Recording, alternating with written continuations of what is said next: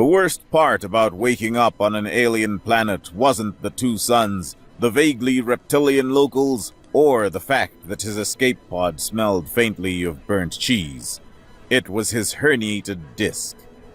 Todd Miller, formerly a senior logistics and materials movement specialist, first shift, at a packaging plant in Milwaukee, and currently the sole survivor of the freighter Sturdy Hedwig's unfortunate encounter with a navigational anomaly, pressed a hand to the small of his back and groaned. His pod had crashed through the domed roof of some kind of stone building, landing him in a vast circular chamber with no windows. The air was thick with the scent of superheated metal, ozone, and something that reminded him of overwatered geraniums. The only way out was a single, massive stone door, which was currently blocked by the smoking, crumpled wreckage of his pod. He was tired, he was hungry, and he was trapped. All he wanted was a way out, a maintenance hatch, anything that led to a person in a uniform who could handle the paperwork for this whole mess. He could hear frantic shouting from the other side of the massive door, and a rhythmic pounding that told him someone was trying to get in. Or out. Either way, he was stuck. His eyes scanned the chamber, looking for anything that might help. Aside from the wreckage, the single most prominent feature of the room was a raised dais in the center. On the dais sat a block of obsidian-like stone, and sticking out of it was a long metallic object. It was green, ornately carved, and looked suspiciously like a high-end, custom-forged pry bar. A lever, he thought. Of course. It had to be a manual override for the door. He'd seen weirder setups at the plant. There was that one industrial compactor from Germany whose emergency release was a big red handle 20 feet away from the machine itself, for safety reasons. This was just a fancier version of that. The pounding on the door grew more insistent. All right, I'm working on it," he muttered, limping toward the dais. He examined the lever. It was wedged in there pretty good. The handle, or hilt, he supposed, was wrapped in some kind of metallic filigree. It was definitely a two-hander. He spat on his palms and rubbed them together, a ritual he performed before attempting to unjam the pallet wrapper back home. "All right, you rusty son of a gun," he grunted, positioning his feet. "Lift with the legs, not the back." He wrapped his hands around the hilt, bent his knees, kept his back as straight as his L4 and L5 vertebrae would allow, and pulled. There was no resistance, no grinding of stone, no heroic strain. It just came out. A soft, clean shink noise like a drawer sliding shut on well-oiled ball bearings.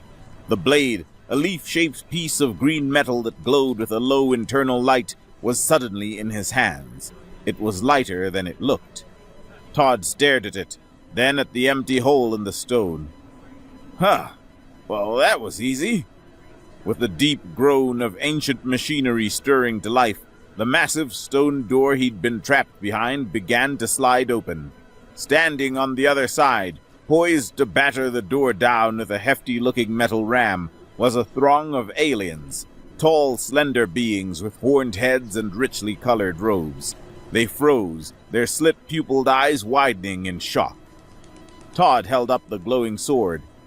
"Hey, I got it open for you," he said, his voice filtered through the escape pod's auto-translator earpiece. His voice echoed in the sudden, profound silence. Then, as one, every single alien in the corridor dropped to their knees. Their horned heads were bowed, their robed forms trembling. It was the kind of genuflection that usually involved a lot more ceremony, and a lot less a guy in a jumpsuit who was just happy he'd found the right lever. An alarm blared.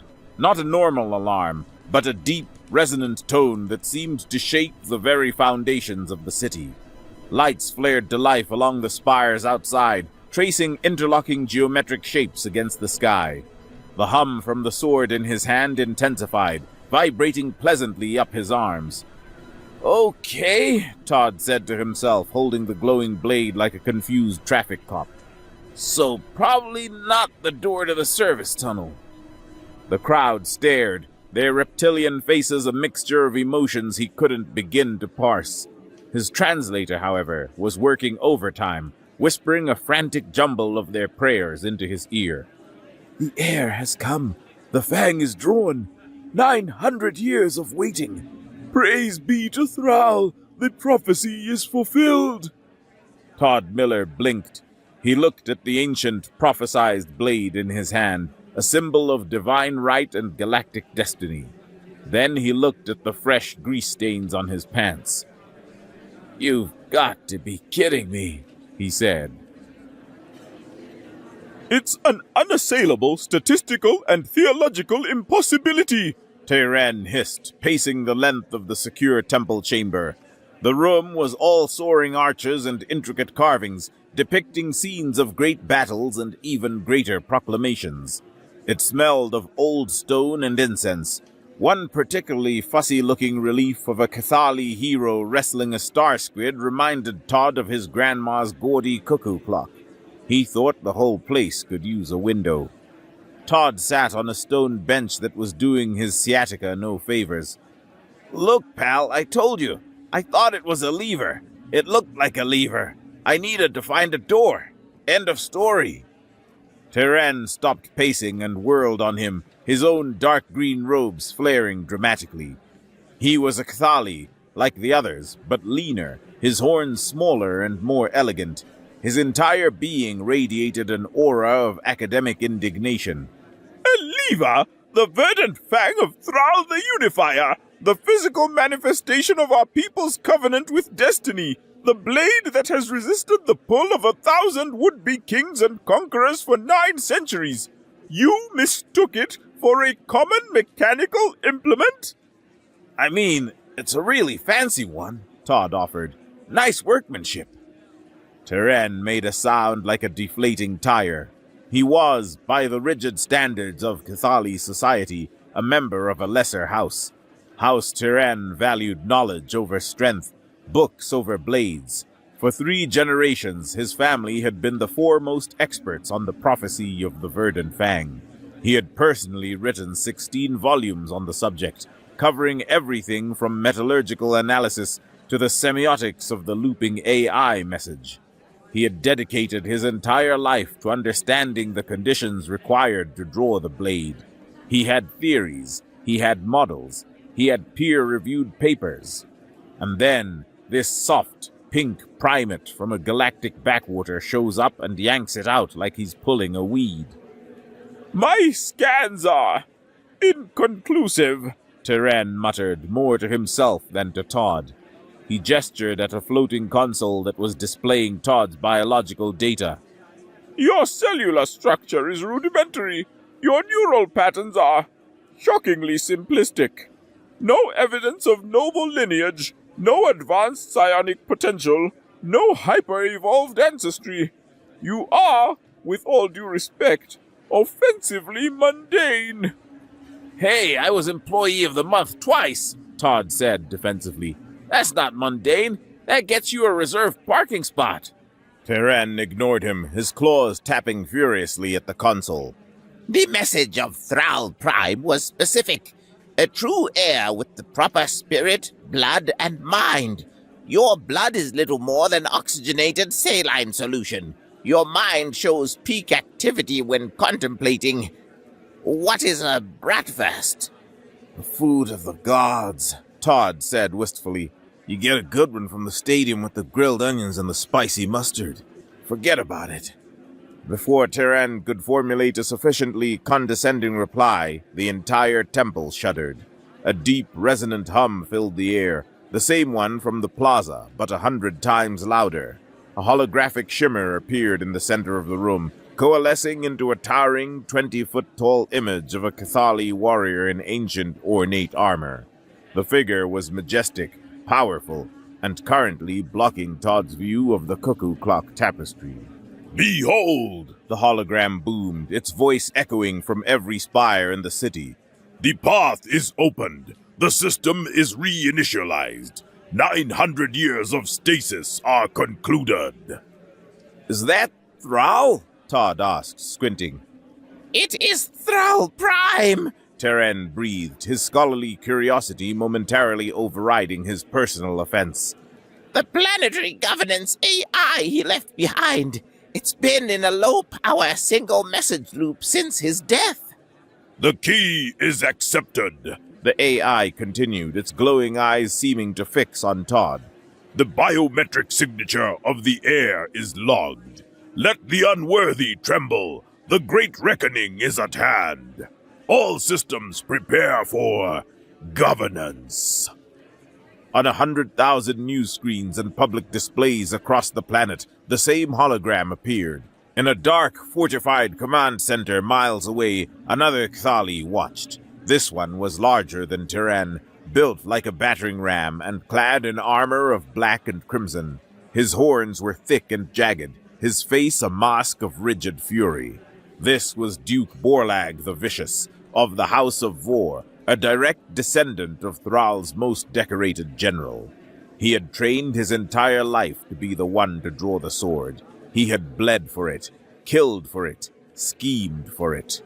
He watched the hologram of the strange pink creature holding his sword. He listened to the AI declare this thing the true heir. The declaration violated the natural order. It was an insult to his blood, his strength, his very existence. Blasphemy! Borlag snarled to his assembled commanders. His voice was gravel and broken glass. A trick! A deception by the weak-willed priests to deny me my birthright. He slammed a gauntleted fist on his command table, cracking its surface. This cannot stand. Muster the legions. We will march on the capital and cleanse this heresy with fire.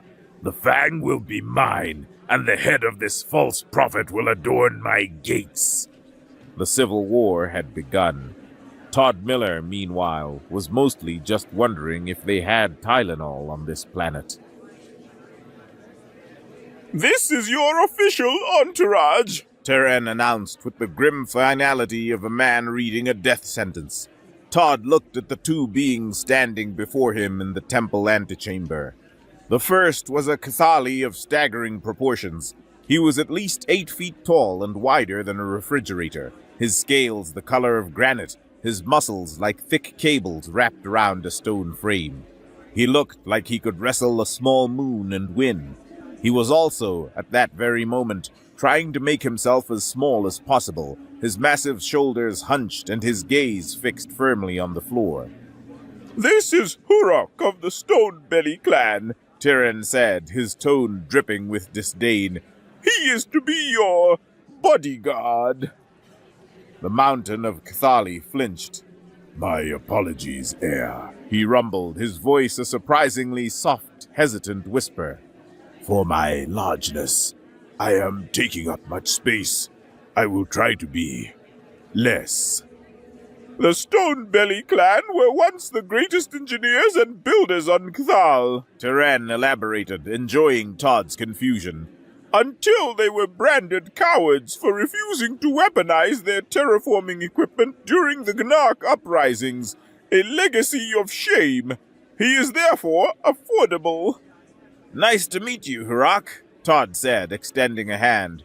Hurok stared at it like it was a venomous snake, before gently enclosing it in a hand the size of a cinder block. Don't worry about the space. Seems like we got enough to spare. Hurok looked genuinely relieved. The second member of the entourage was a floating silver orb about the size of a bowling ball that hummed quietly as it hovered at eye level. A single blue lens glowed in its center.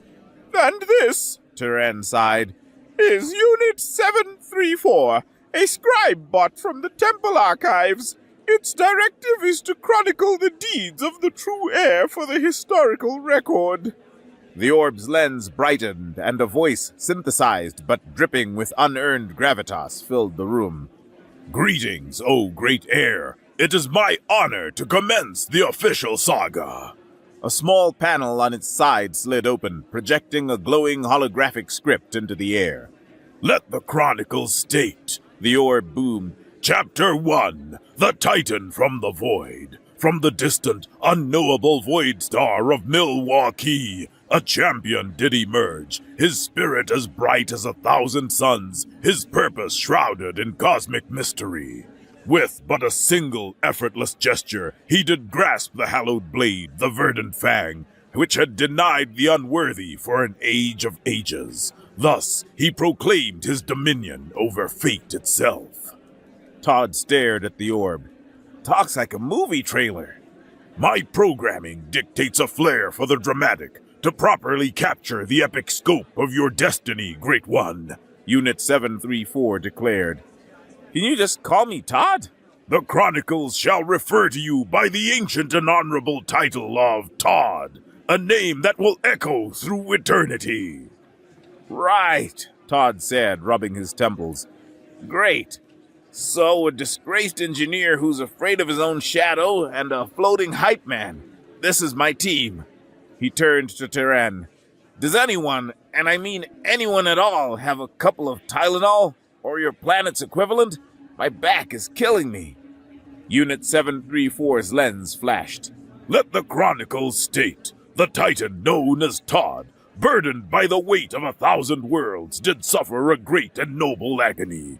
A pain born of pure cosmic power settling into his mortal form. He called for the sacred balms to soothe this heroic affliction.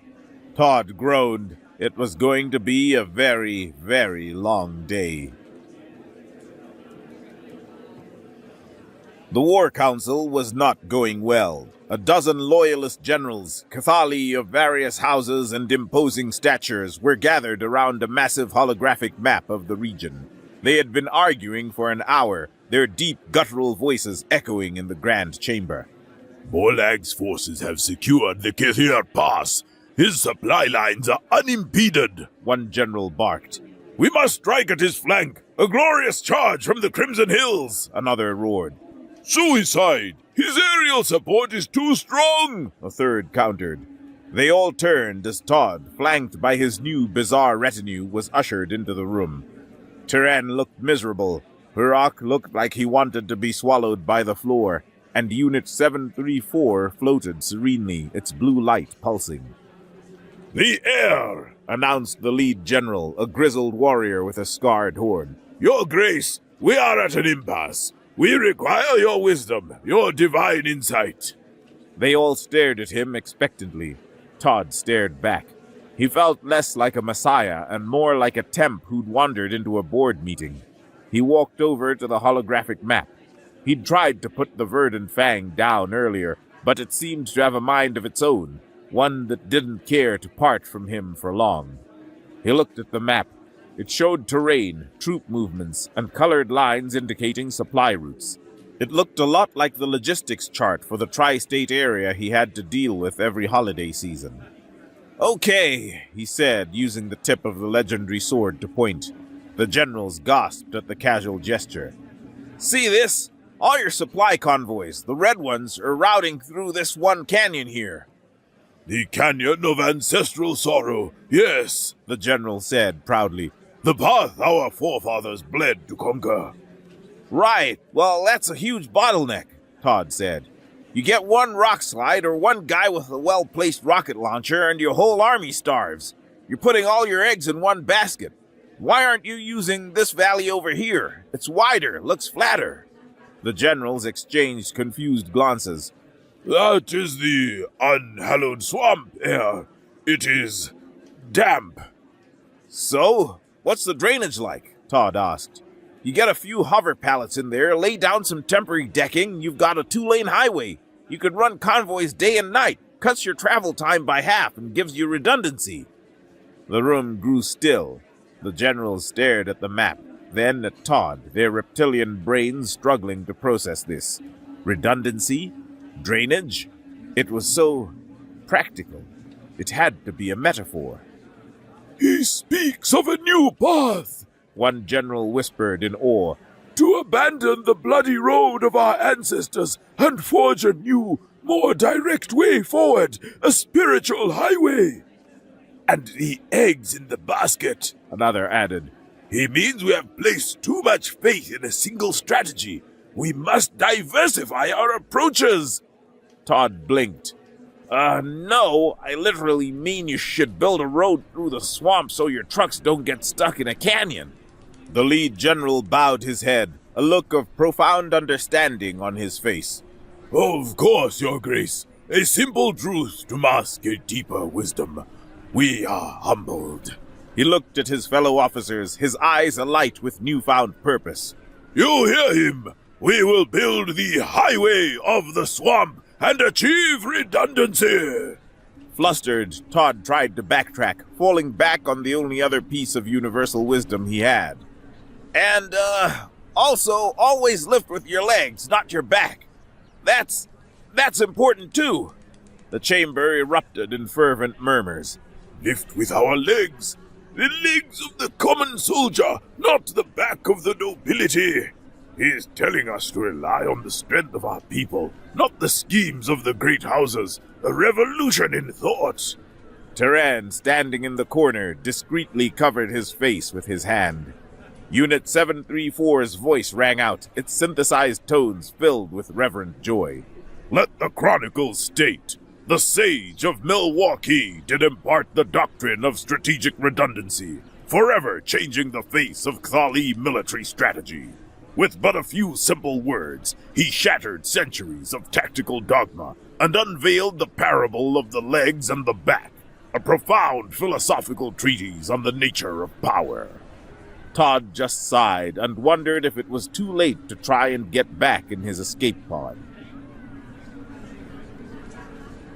Duke Borlag's fleet, a swarm of brutalist crimson and black warships, formed a tight blockade around the capital city. His message was broadcast on all channels, his snarling face plastered over every public screen. People of Kthal, your sacred traditions have been defiled by a pink-skinned fraud and his cabal of senile priests. I, Borlag of the House of Vor, direct heir to the blood of Thrall's chosen warriors, issue this challenge. Let the pretender face the ancient trials of worthiness. Let him prove his legitimacy in the crucible of combat, or let him be cleansed from our world by righteous fire. Refuse, and my fleet will turn your city to glass and dust. The threat hung in the air, thick and suffocating. The ultimatum had sent the Loyalist Council into a panic. The trials were archaic, brutal, and designed for a Kthali warrior at the peak of his physical and mental abilities. For Todd, they were a death sentence, if he even got the chance. That evening, the assassins came. They moved like shadows, two lithe Kthali in matte black armor, slipping through the temple's defenses, bypassing each sensor and guard post with fluid, memorized movements. Their target was the heir's chambers. Inside, Todd was trying to explain the concept of a weekend to Hurak. So you just don't work? For 2 whole days? Hurak asked, his soft voice filled with wonder. He was polishing a piece of his own armor with a small cloth, a nervous habit. Yep, Saturday and Sunday. You mow the lawn, you watch the game, maybe go bowling with the guys, Todd explained. Bowling? Before Todd could describe the sacred ritual of renting shoes, the chamber doors burst inward. The 2 assassins flowed into the room, poison-tipped daggers catching the light. Hurak let out a terrified yelp and did what he did best. He hid. The 8-foot-tall mountain of a warrior squeezed himself behind a large decorative urn, trembling violently. Panic flared, hot and white, in Todd's chest. His brain was just static. Weapon, door, out, out, out! His eyes snagged on a red cylinder on the wall, a universal shape. A beautiful, glorious, Space OSHA-mandated fire extinguisher. He ripped it off its mount as the first assassin lunged. He didn't aim, he just squeezed the handle. A massive cloud of pressurized foam erupted from the nozzle, blasting the assassin square in the face. The Kthali warrior shrieked, blinded, and his feet, clad in smooth-soled stealth boots, hit the freshly foamed floor. He went down hard, sliding headfirst into a stone column with a sickening thwack. The second assassin, momentarily stunned, recalibrated and charged. Todd, still in a blind panic, backed away, tripping over his own feet. He flailed, his hands grabbing at the first thing they could find. the edge of a massive, heavy tapestry depicting Thrall pointing at a star chart. His full weight yanked the ancient weaving from its rusted hooks. A cascade of fabric, dust, and history fell directly onto the charging assassin, enveloping him in a cocoon of thick, musty cloth. The warrior thrashed and stumbled, completely entangled. From the corner of the room, Unit 734, which had recorded the entire event, spoke in a tone of breathless excitement. Let the chronicles state, when faced with the cowardly shadows of the usurper Borlag, the great heir did not resort to brutish violence. Nay, he performed the dance of the 7 veils of confusion. First, he summoned a blinding mist, the cloud of unknowing, to confound his foe. Then, with a flick of his wrist, he ensnared the second in the tapestry of inescapable fate, a master of misdirection and sublime non-lethal combat. It makes no sense. It defies all logic. Tyran stared at the data streams, his claws clicking rhythmically on the edge of his console. He had reviewed the Scribebot's recording of the assassination attempt 19 times. He had also cross-referenced it with the environmental sensors and Todd's own biometric output, which had been captured by the temple's passive monitoring system. The data told a very different story from the one Unit 734 was currently composing into a heroic ballad. Todd's biometrics were a mess. His heart rate had spiked to levels that would have killed a lesser mammal. Adrenaline and cortisol flooded his system. His brain activity showed pure primal terror. There was no strategy, no calm mastery. There was only a man who was absolutely certain he was about to die. And yet, he had survived, succeeded even, through sheer, dumb, panicked luck. But that wasn't the anomaly. The anomaly was the sword. Look at this, Tyran muttered, pulling up a new screen. It showed the energy output of the Verdant Fang during the incident. There were no surges of power, no righteous flames. It did not react to his heroism or his valor because there was none to react to. It remained dormant. He brought up another file, the initial moment when Todd had drawn the sword from the stone. The energy readings from that event were off the charts. The activation code was clean, the release instantaneous. What was his state then? Tyran mused, tapping his chin spike. He pulled up the ambient readings from the plaza. No sign of elevated biometrics. Todd's own account was that he was tired, his back hurt, and he thought it was a lever. His mind was not on destiny, or power, or glory. It was on applied mechanics and finding a bathroom. Tyran's claws froze over the console. An idea, so absurd, so counterintuitive to 900 years of Cathali philosophy, began to form in his mind. He ran a comparative analysis, cross-referencing the sword's activation signature with Todd's neural patterns at the moment he pulled it. He was looking for a correlation with the parts of the brain associated with courage, ambition, or intellect. He found nothing. On a hunch, he inverted the search parameters. He looked for a negative correlation. The console chimed. A perfect match. The sword's release code correlated flawlessly with a lack of activity in the prefrontal cortex. It wasn't triggered by higher thought, complex reasoning, ambition, or planning. It was triggered by the absence of them. Tyran leaned back, his mind reeling. The implications were staggering. It's not looking for a king, he whispered to the empty room. It's looking for a forklift operator. A horrifying grin spread across his face. Thrall, the unifier, the architect of their entire civilization, hadn't created a sword that could only be wielded by the most worthy, the most brilliant, the most ambitious. He had created a sword that could only be wielded by someone who wasn't trying to wield it at all. It was a lock designed to keep out anyone who actively wanted the key. A failsafe, a cosmic joke on posterity. And in that moment, Tyran thought he finally understood. After a lifetime of conquest, of uniting a world through force and will, Thrall must have looked at his legacy and seen the one true threat. Perhaps he realized the most dangerous thing in the universe wasn't an enemy fleet, but any person who desperately wanted to be in charge. Perhaps he had seen that ambition, even his own, was a fire that ultimately consumed everything it built, leaving nothing but ashes and legends. Thrall hadn't designed a test for a hero. He had designed a firewall against them. The quiet moment came the night before the first trial. Todd was pacing. Tyren was furiously scribbling equations onto a data slate, and Hurok was polishing the same spot on his vambrace for the 10th time. "I need a sandwich," Todd announced suddenly, stopping in his tracks. Tyren didn't look up. "We do not have sandwiches." "Then we'll make one," Todd said with a burst of desperate energy. "Hurok, what do you guys use for bread?" Hurok looked up, startled. We have nutrient paste slabs. They are fortified with essential minerals. Very practical. "Great, practical. I can work with that. What about meat? Cold cuts, salami, pastrami?" Hurok and Tyren exchanged a blank look.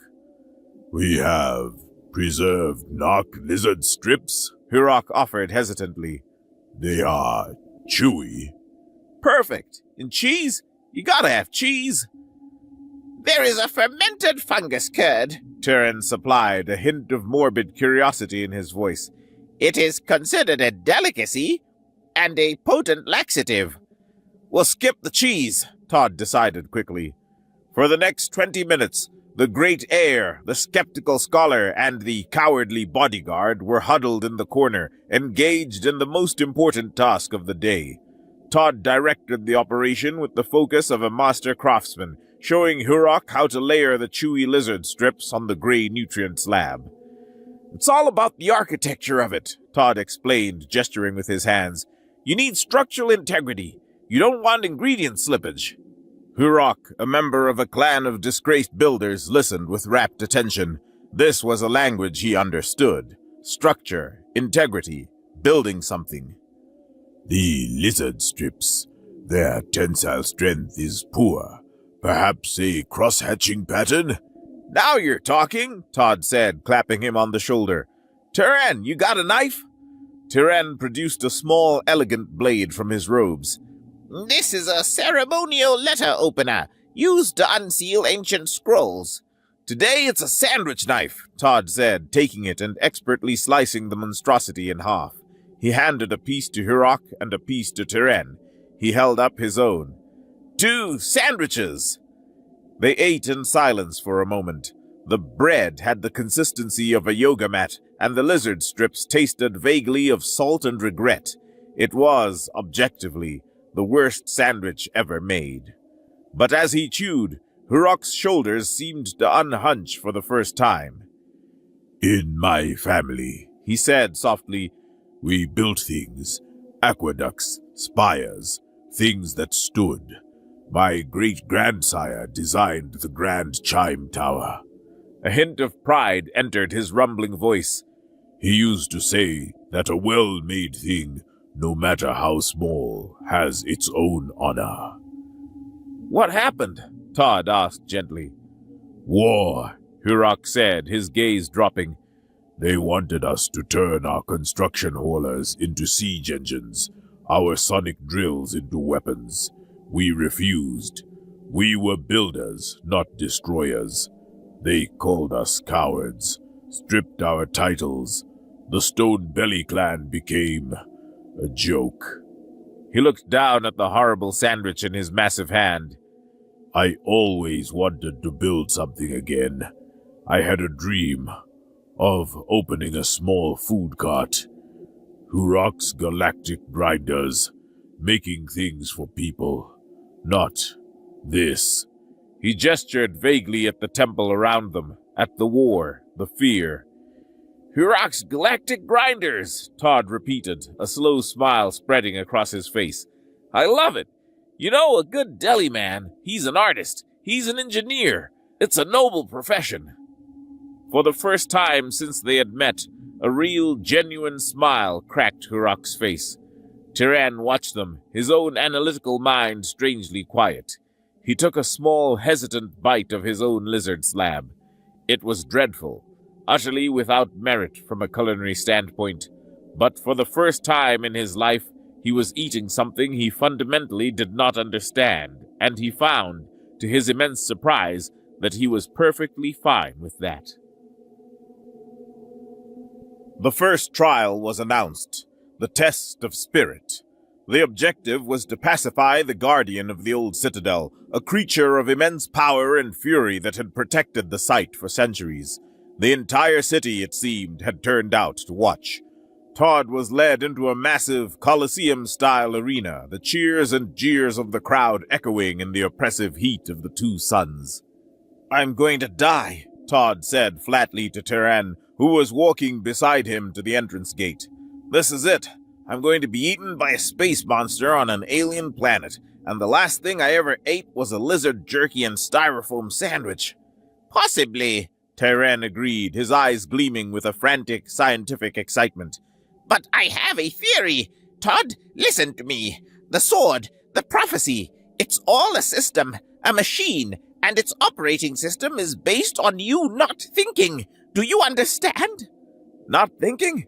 I'm great at not thinking, but I'm pretty sure that's not going to help when a giant monster is trying to chew on my head. Precisely.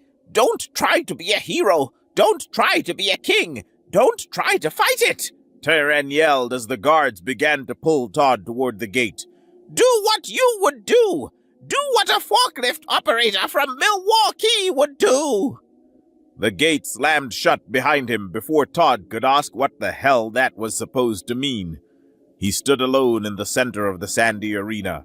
At the far end, behind a reinforced gate, a monstrous creature paced. It was a terrifying chimera of teeth, claws, and bad attitude, a 12-ton behemoth of muscle and armored plates. It was roaring in frustration, a sound that vibrated in Todd's bones. Heavy, thick chains were bolted to the arena walls and clasped around its limbs, and the beast was thrashing against them, chafing its hide, fighting the constant, irritating restraint. The gate began to rise. The crowd roared.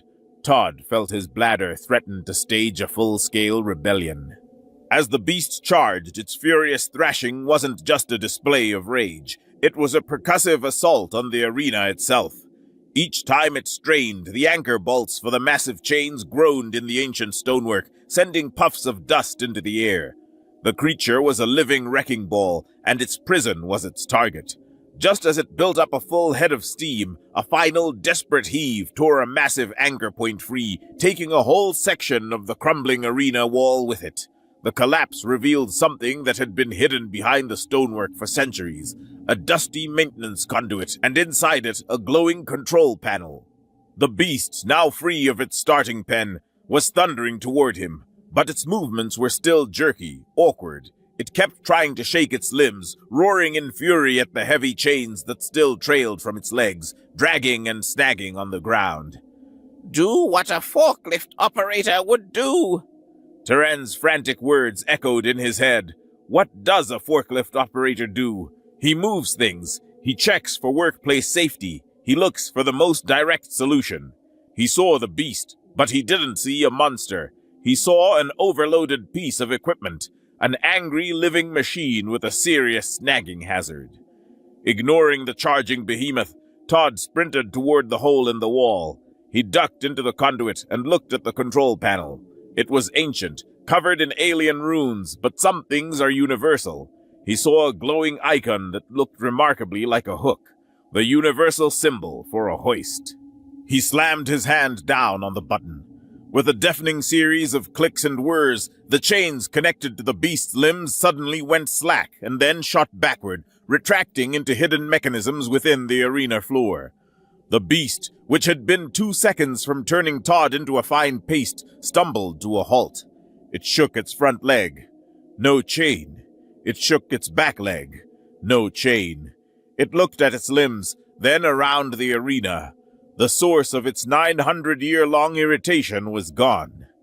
It let out a huge, rumbling sigh, which sounded suspiciously like a yawn. Then it ambled over to a sunny spot in the sand, curled up, and promptly fell asleep. The arena was silent for a full 10 seconds. Then it exploded.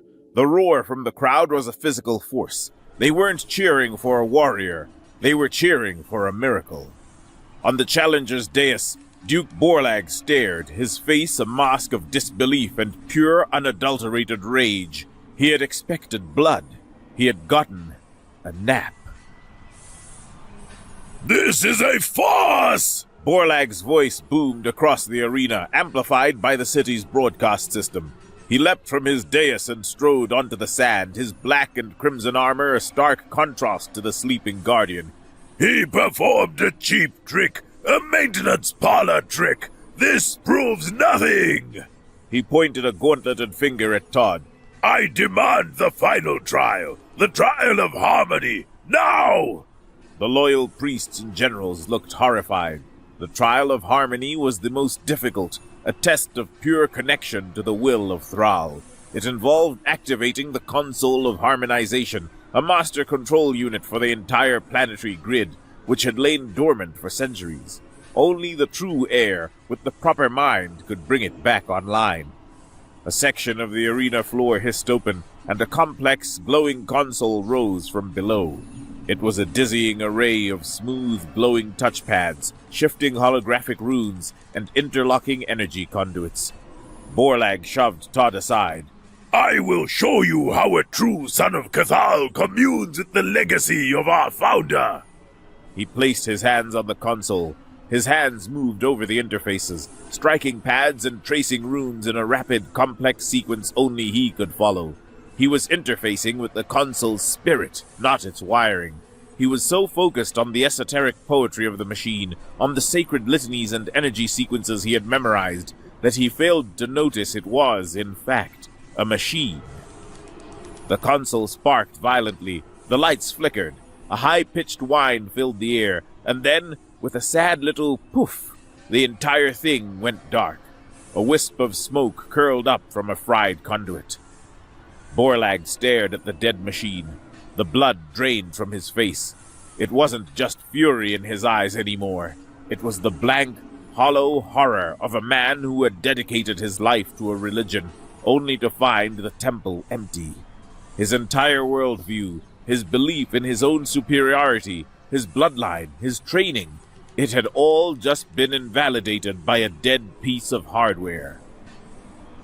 He slowly turned to Todd, his expression broken. You! He snarled, his voice trembling with the rage that had curdled into something far more pathetic. You try it then, heir! Todd looked at the dead console. It was dark, inert, and smelled faintly of burnt electronics. It reminded him of the old vending machine in the break room at the plant, the one that would eat your dollar and refuse to give you your Funyuns. He walked around to the side of the console, ignoring the complex interface on the front. He was looking for a seam, a panel, anything that looked like it wasn't supposed to be touched. He found it, a small rectangular maintenance panel, slightly askew. He knocked on it. It sounded hollow. Then he did what any self-respecting Midwesterner would do when faced with a malfunctioning piece of equipment.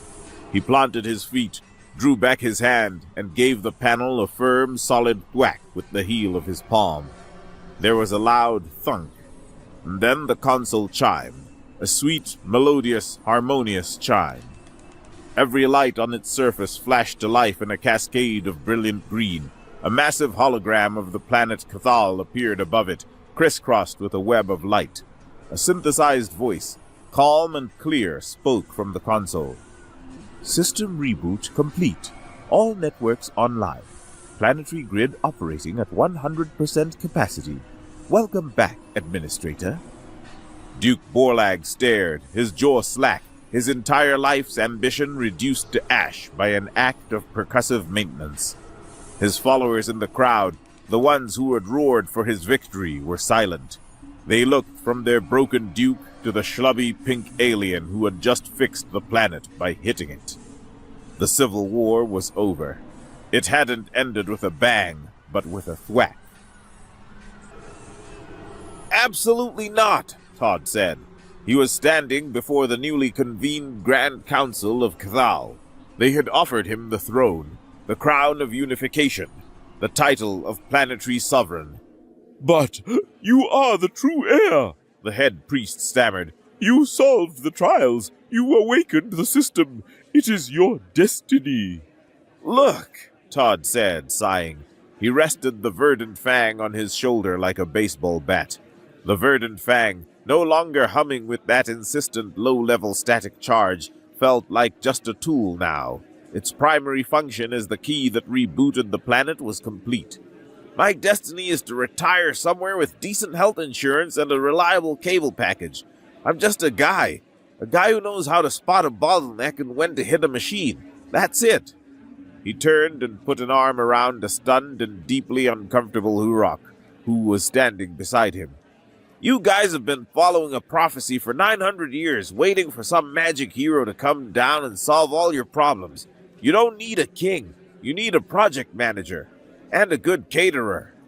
He gestured to Hurok. My friend here, he's a builder. He knows about structural integrity. He wants to open a sandwich shop. And I gotta tell you, a planet that can figure out how to build Hurok's galactic grinders is a planet that's heading in the right direction. He then pointed the verdant fang at the sputtering Tyrann. And this guy, he's an arrogant, condescending nerd who thinks he's smarter than everyone. But he's the one who figured out this whole system was a joke. He was willing to admit that 900 years of his people's history was based on a misunderstanding. That takes guts. Put him in charge of your schools. Teach people how to think for themselves, not how to memorize old prophecies. Todd looked out at the assembled Cathali nobles and warriors. The Milwaukee method is simple. You find the problem, you figure out the simplest way to fix it, and you get it done so you can go home and have a beer. That's all I did. He formally abdicated any claim to the throne, established a fund to abolish the caste system, and handed the key to the city, which was in fact the actual key to the planetary power grid, to a bewildered Tyrann, who was now the reluctant head of the new University of Pragmatic Solutions. Todd's only official request was lifetime funding and a prime commercial location for Hurok's galactic grinders. The age of heroes was over. The age of the deli had begun.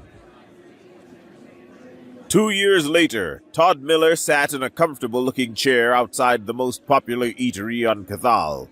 Hurok's galactic grinders was a wild success. Its Reuben of regret, now made with a much-improved bread substitute, a galactic delicacy. Hurok, now a confident and celebrated culinary architect, bustled about inside, happily taking orders. Tyrann sat across from Todd, sipping a strange blue beverage and complaining about his students' lack of respect for proper scientific methodology. Unit 734, now calling itself Scribbles, hovered nearby, quietly recording what it called the epistles of the first founder. Todd leaned back, content. The two suns were warm, the air was clean, and his back hadn't acted up in months. He had found a home, a family, and a purpose. It wasn't the life he'd planned, but it was a good one. He shifted his weight, settling into the chair. It really was an exceptionally comfortable chair. He'd found it in an old storage room in the temple and had Hurok haul it out to the storefront. Best seat in the house. The moment his posterior achieved maximum settledness, the chair began to glow. Ancient runes flared to life along its armrests. A deep, booming voice, suspiciously similar to Thrall Prime's, echoed directly into his mind, and seemingly nowhere else. At last, the 900-year calibration is complete. The true seat warmer has arrived. Behold, the throne of eternal comfort. For only he whose posterior is truly destined for greatness may know the ultimate lumbar support and perfect ergonomics of the Unifier's chosen recliner. Todd Miller, the accidental messiah, the hero of pragmatism, and the sage of Milwaukee slowly put his face in his hands. Oh, come on,